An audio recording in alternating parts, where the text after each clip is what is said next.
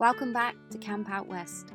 If you're new here, we're John and Emilie, and we recently just sold our home and all our belongings to buy this, an old abandoned caravan park that used to be home to the coal miners that worked in the colliery across the road. The mine closed back in 1989, and the caravan park has been left to become completely overgrown.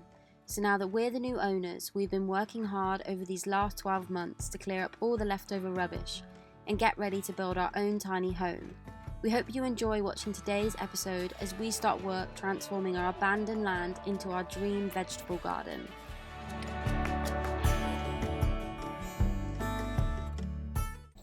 Before we start on our raised bed garden, this will be our last chance to kind of get access to this bit before we cover it. So these two trees that everyone was telling us to get rid of, we're keeping because we love them, but we're just going to take off a lot of the dead wood on the lower part of the tree. So we don't have a ladder that's that tall, so we're just going to use the Land Rover as like a platform and then use the pole saw, and we're just going to clean up all the dead wood.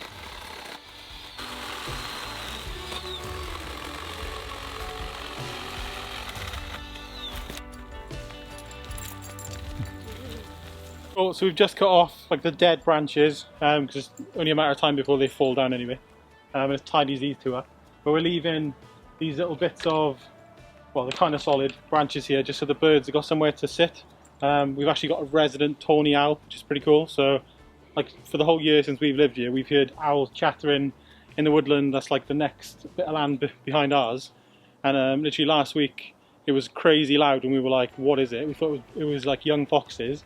And we looked out and the post that's right outside the caravan that has our internet on literally had this massive owl on it. And since then we've been seeing them in our trees and things. So even though we're just clearing a little bit here, we're making sure there's still places for them to perch. So that's why we're leaving these little stubs. Next, all our materials for the job started to arrive. First our gravel, then our oak sleepers. I'm going to slide them to us. Oh no, I'm good, thanks. You can get I think it's too close, it's going to be digging the edge off. they're live, aren't they? You slide them back and that'll... Oh no, I like carrots.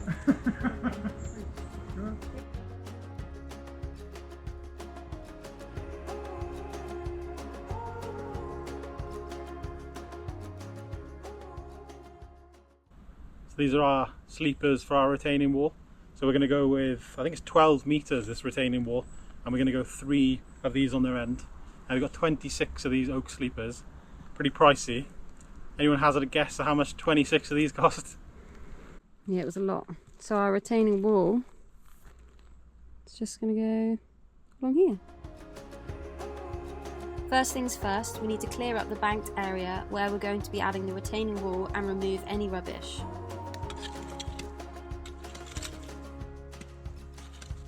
We're trying to get this piece of metal out. And we're quite worried it might go all the way back there. Not sure, just trying to dig it out now because this is where our retaining wall is going to go. Yeah, it literally seems any time we want to do anything, we just find stuff underground which they've buried.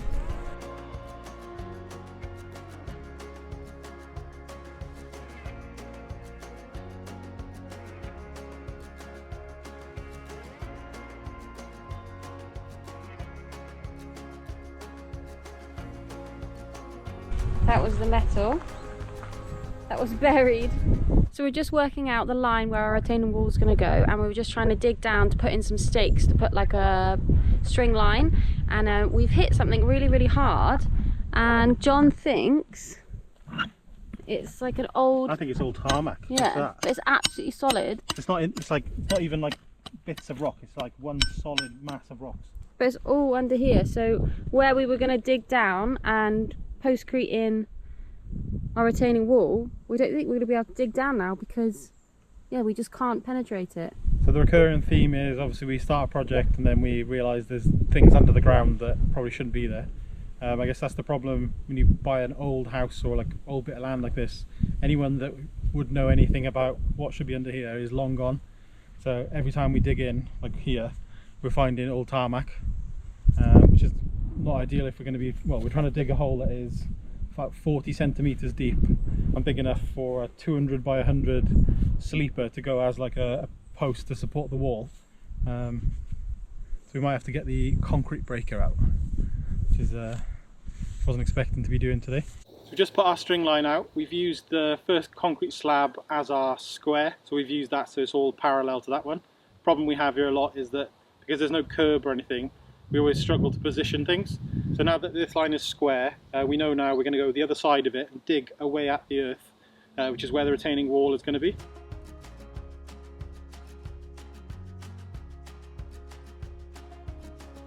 Totally underestimated just how time consuming and physically hard this job would be.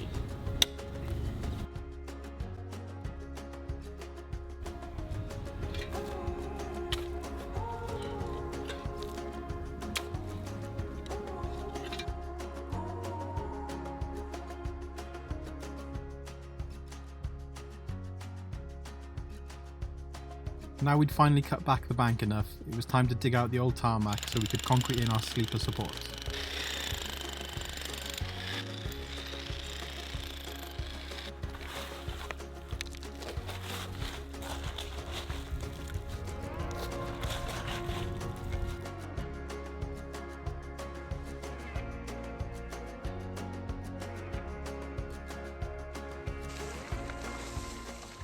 While John carried on digging out the tarmac for the rest of the supports, I started tidying up the base, which was covered in all the roots and rocks we'd removed from the bank earlier.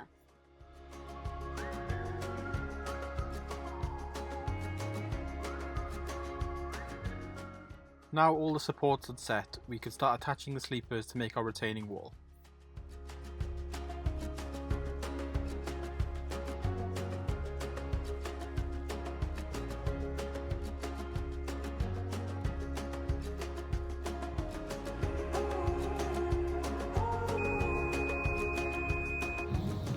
So we're roughly leveling the ground now, nothing like really precise.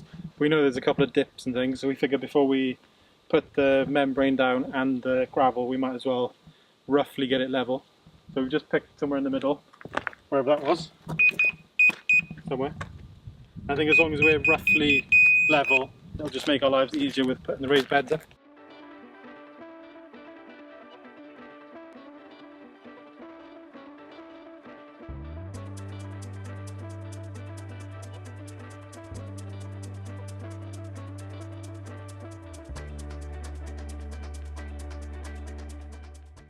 Next we started putting in place the border for the raised bed garden, and this is where things really started to take shape.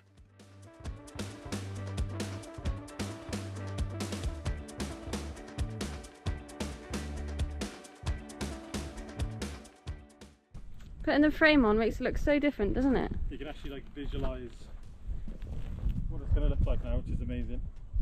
The space just looks massive. It's weird, by just literally putting a frame on it, it's like completely changed the space. Next it was time to add our geotechnical fabric.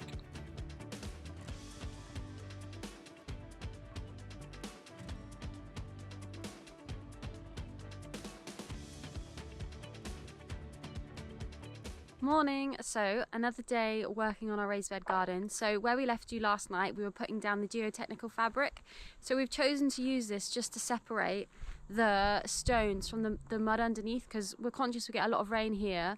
We didn't want it just to become a big mud bath, so that's why we've gone for the geotechnical fabric.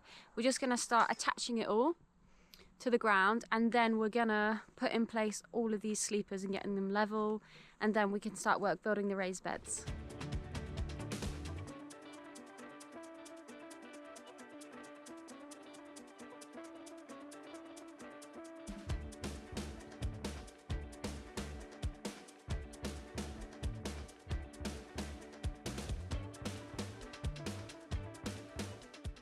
Now we've finished our retaining wall and oaks around, we can finally start putting together our raised beds. So we were kindly gifted 4 raised beds from the brand Vegigar, and we know we wouldn't be in the position of being lucky enough to be sent product from brands without all of you watching. So we asked Vegigar if they would supply us with an extra bed for you guys to win. So you can find out how to win that later on in this video. But for now, we're going to start putting together the rest of the raised beds. We put this one up yesterday, but it was torrential rain, so we stopped, and now the weather's a bit better, so we're going to finish the rest.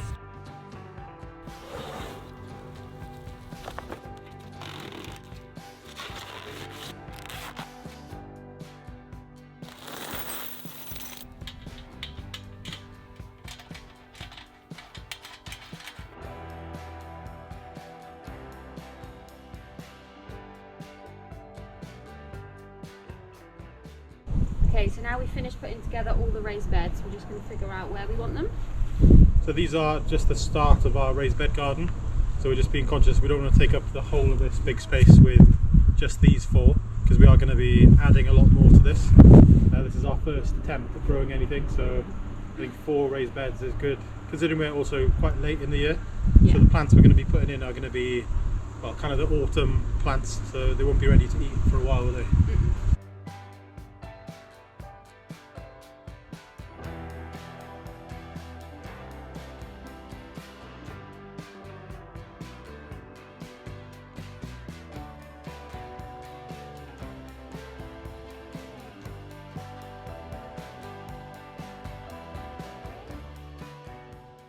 Yeah, so we're just trying to figure out like what's the best use of the space. Like I said before, this isn't the finished garden as far as how many raised beds we're going to have. So we're thinking if we leave a decent amount of space at the front here, we can get a wheelbarrow to come in here, obviously go off in between these, because in the future, obviously when we're adding more compost and all that type of stuff, we need the space. And also if we go back a bit here, like we can add pots or like troughs of things around the perimeter. I guess you only really need the wheelbarrow on one side to load them up in the future, because you need to be able to drive down both sides. They look really good though. Yeah, I think it looks nice. I think the other issue we've got is because of where the 2 trees are, the 2 pine trees, they've obviously got their root system, so the ground immediately next to them isn't flat, so we can't really put raised beds there. So I think for now this kind of looks like the best option for these 4. Yeah, I love it. We've still got loads of space at the back then for additional raised beds.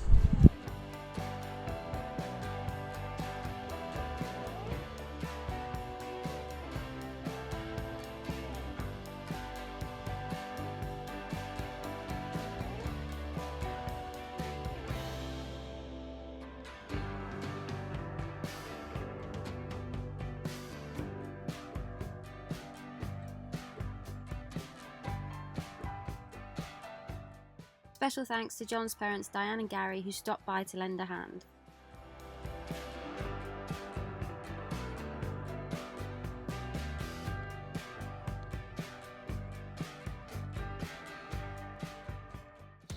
Special thanks to today's video sponsor HelloFresh.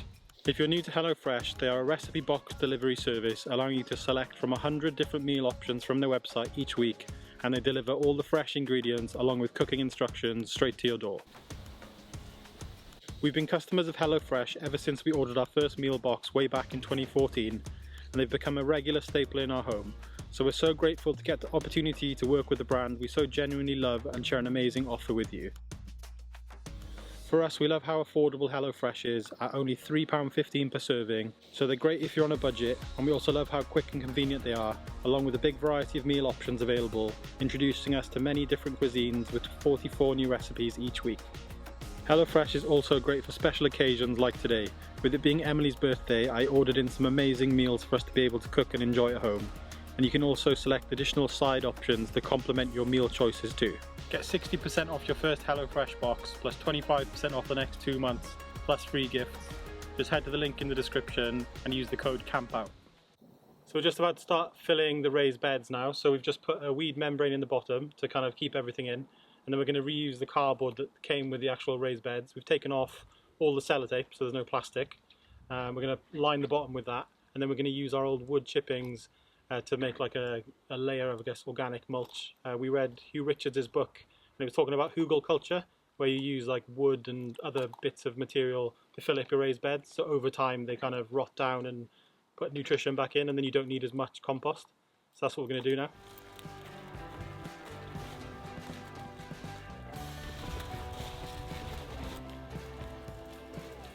Okay, so this is all of the wood chip that we processed earlier in the winter, and it was from all the trees that we had overhanging on the road that we had to cut down, so we decided to just process it into wood chip that we could reuse on the land. So this is what's going to go into our raised beds.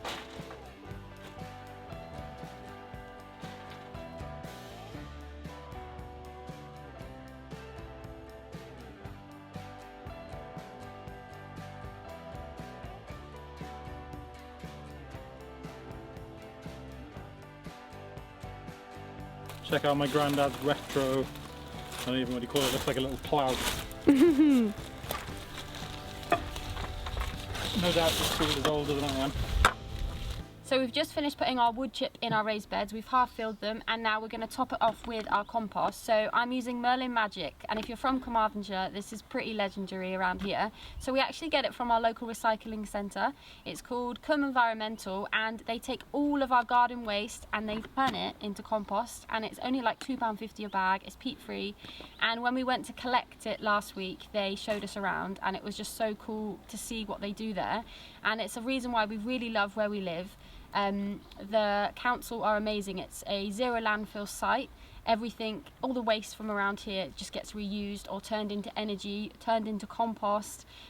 Yeah, we love it so much. So yeah, this is what we're going to be using for our beds.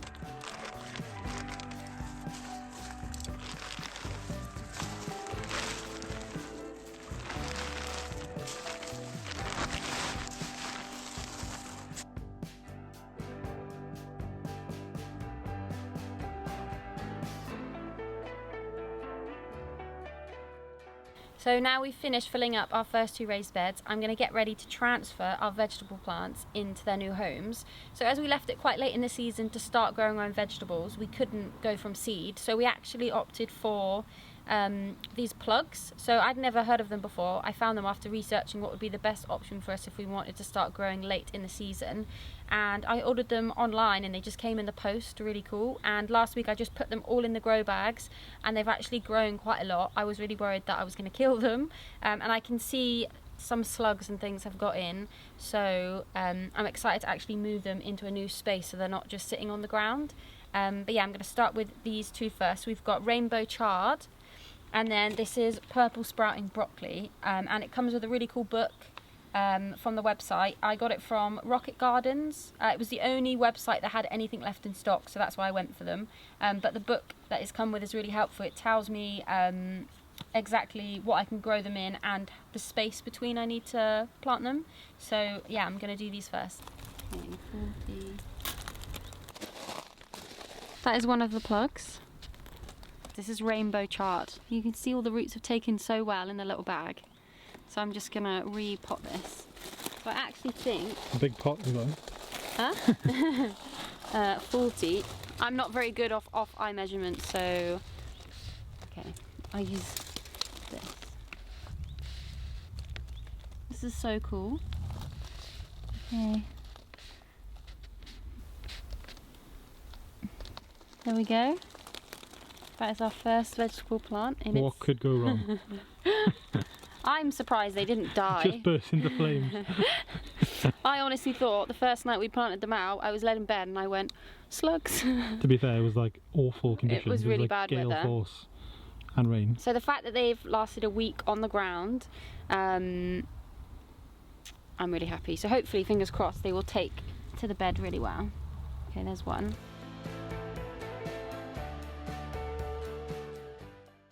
So I'm just getting ready to fill our second raised bed, and these have taken so well in their little grow bag. So we have got red kale, and we've also got Calvinero, which is my favourite wintergreen. I'm just going to pop them in.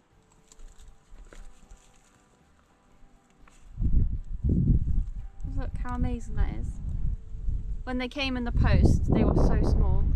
So they've done really well outside.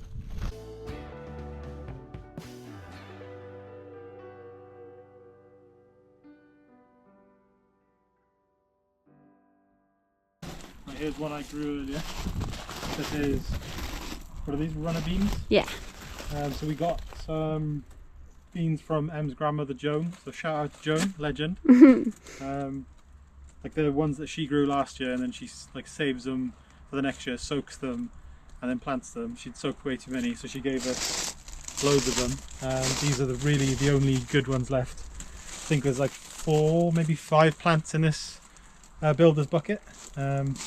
There's another 2 that I did like this, and they've literally been decimated by the slugs. So these actually look pretty good. They've got the, they are flowers. Like, we are literally complete novices. That this is getting ready to bear some goods. But you can even see at the bottom, I went to get this and it had some proper fat slugs on it. So I flicked them off. They can go and eat something else. Survived. So yeah, this will hopefully give us some nice green beans. or runner beans, whatever they're called. They actually weighs a ton. Where are you going to put it? Just anywhere over here, out the way. It's a feature, right? It's beautiful. I think it's got enough space to grow. So here's our before and after. So this is our finished raised bed garden. We're really happy with how it's turned out. We spent last night moving all the remaining vegetable plants into the beds. So I'm just going to give you a quick tour to show you what we've got.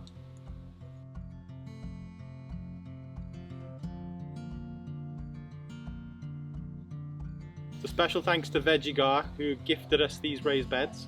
If you like the look of them and you want a chance to win one, just let us know in the comments below what colour that you'd like. If you have a look on their website, there's quite a few different options, so have a look and let us know in the comments. And we'll be announcing the winner at the end of August, so stay tuned for that. And our next video, we have a really exciting video dropping on Monday, which we can't wait to share with you.